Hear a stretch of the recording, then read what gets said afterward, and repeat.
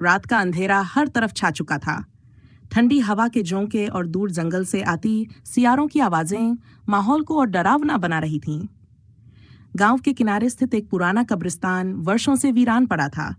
लोग उसके पास जाने से भी डरते थे, क्योंकि उसके बारे में अजीबोगरीब कहानियां मशहूर थीं।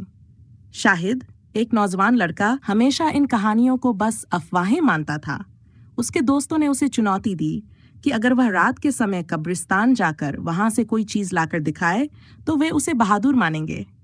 शाहिद ने हंसते हुए कहा, मैं इन कहानियों पर यकीन नहीं करता। देखना, मैं कब्रिस्तान से वापस आऊंगा और तुम सबको हैरान कर दूंगा। रात के 11 बजे शाहिद ने एक लालटेन उठाई और कब्रिस्तान की तरफ रवाना हुआ। कब्रिस्तान के पास पहुंचते ही ठंडी हवा ने उसे कांपने पर मजबूर कर दिया। पैरों की सरसराहट और झींगुरों की आवाजें उसके दिल में डर पैदा करने लगीं, लेकिन उसने खुद को हिम्मत दी। कब्रिस्तान के अंदर कदम रखते ही अजीब सा सन्नाटा छा गया। शाहिद ने इधर उधर देखा। हर तरफ टूटी फूटी कब्रें और पुराने पेड़ थे जिनकी शाखाएं अजीबोगरीब आकृतियां बना रही थीं। अचानक उसे हलचल महसूस हुई।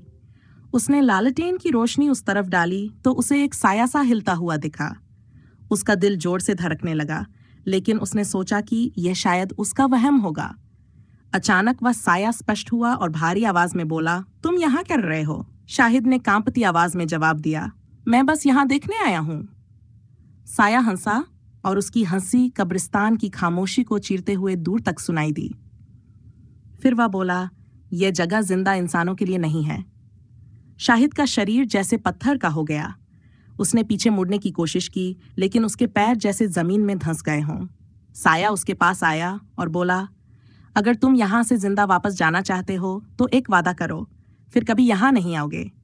शाहिद ने तुरंत कहा, मैं वादा करता हूँ। साया गायब हो गया और शाहिद के पैर आजाद हो गए।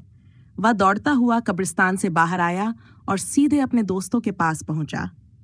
शाहिद ने कांपती आवाज में कहा, यह जगह सच में भूतिया है। वहां कुछ है जो हमें दिखाई नहीं देता, लेकिन वह मौजूद है। उस रात के बाद शाहिद और उसके दोस्तों ने कभी कब्रिस्तान का रुख नहीं किया। गांव वालों का डर और कहानियां सही साबित हुई। कब्रिस्तान अपनी जगह खामोश रहा, लेकिन उसकी खामोशी के पीछे एक रहस्य हमेशा छिपा रहा।